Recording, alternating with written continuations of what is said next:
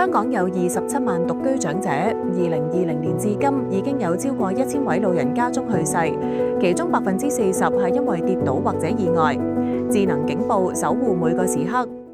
高聲智能看護系統可以24小時監測心率同活動，當偵測到跌倒或者異常嘅時候，會自動撥打俾屋企人、親友求助。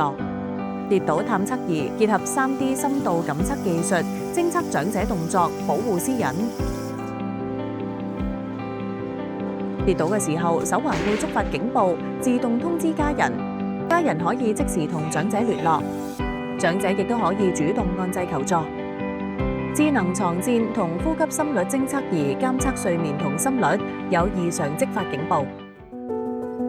長者心率異常，床墊同攝影機觸發警報，軟件系統即時通知家人同埋熱線，確保長者盡快得到救治或者協助。高聲創科有限公司，守護你最愛嘅人，立即了解更多。